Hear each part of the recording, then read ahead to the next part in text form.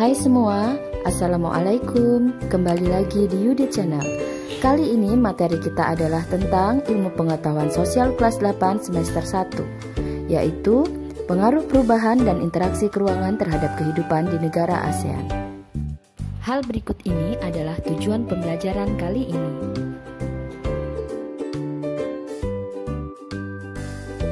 1. Perubahan ruang dan interaksi keruangan terhadap kehidupan di negara ASEAN. Kondisi alam dan kondisi sosial negara-negara ASEAN yang relatif homogen serta saling membutuhkan memudahkan interaksi antar satu negara dengan negara lainnya di ASEAN. Faktor-faktor yang menimbulkan berbagai bentuk interaksi antar negara, yang pertama adalah faktor iklim. Perhatikan gambar iklim matahari berikut ini. Berdasarkan peta iklim matahari, sebagian besar negara-negara ASEAN beriklim tropis.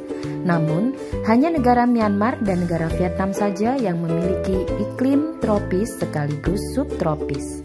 Sebagaimana yang kalian ketahui, negara-negara ASEAN terletak di antara dua benua, yaitu benua Asia dan benua Australia, yang menyebabkan memiliki pola angin yang berganti setiap 6 bulan sekali, yang disebut angin muson timur dan angin muson barat.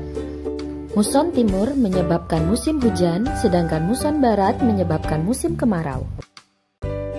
Negara-negara ASEAN juga dipengaruhi oleh iklim fisis, yaitu iklim yang dipengaruhi oleh keadaan fisik suatu wilayah seperti perairan laut, pegunungan, dan dataran.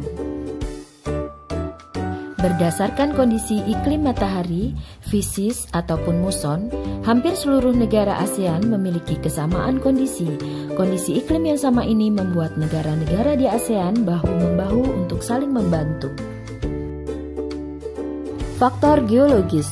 Negara ASEAN berada di pertemuan 3 lempeng, yaitu lempeng Eurasia, lempeng Pasifik, dan lempeng Indo-Australia. Pergerakan lempeng menyebabkan terjadinya tumbukan antar lempeng, dan tumbukan antar lempeng inilah yang identik dengan kemunculan gunung berapi. Rangkaian pegunungan di ASEAN adalah Sirkum Pasifik dan Sirkum Mediterania. Gerak lempeng dan gerak gunung berapi aktif seringkali menimbulkan bencana, seperti gempa bumi, tsunami, dan gunung meletus. Organisasi ASEAN pun secara aktif memberikan bantuan. Faktor ketersediaan sumber daya alam.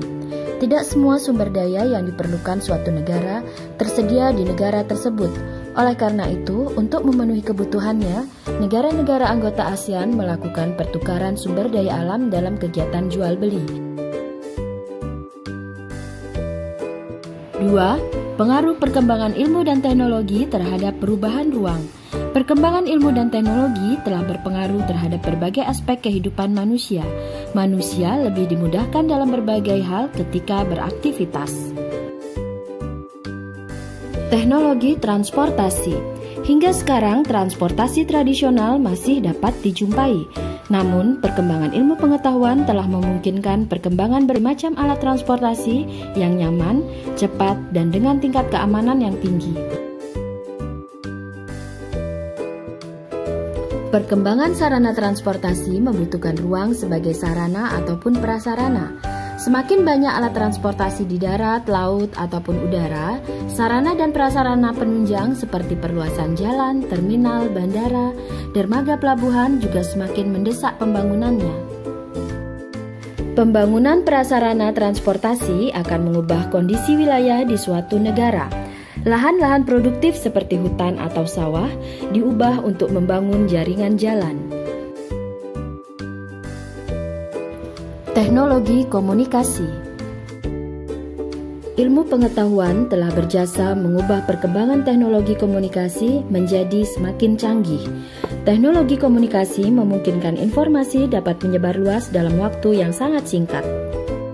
3. Pengaruh perubahan ruang terhadap kehidupan ekonomi.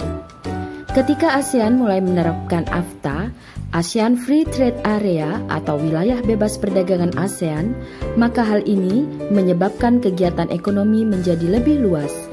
Produsen barang dengan mudah mengekspor produknya ke berbagai negara anggota ASEAN tanpa dibebani pajak. Pilihan konsumen menjadi semakin banyak, baik kuantitas, kualitas, maupun harganya.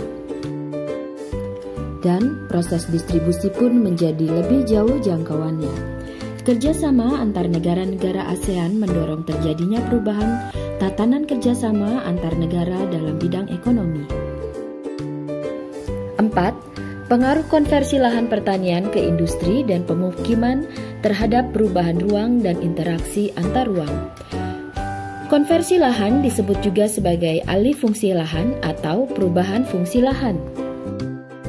Pengaruh konversi lahan pertanian menjadi lahan industri. Banyak sekali alasan mengapa hal ini terjadi. Yang paling utama adalah keuntungan finansial yang diperoleh pemilik lahan. Namun, dampak lain yang muncul sebagai akibatnya adalah lahan pertanian menjadi berkurang dan imbas pencemaran industri mengancam lahan pertanian di sekitarnya.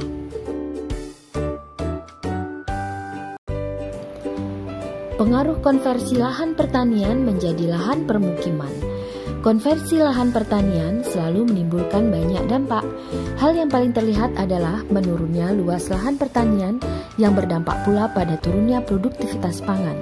Namun, hal ini tidak dapat dicegah karena dapat menghambat pembangunan di suatu negara.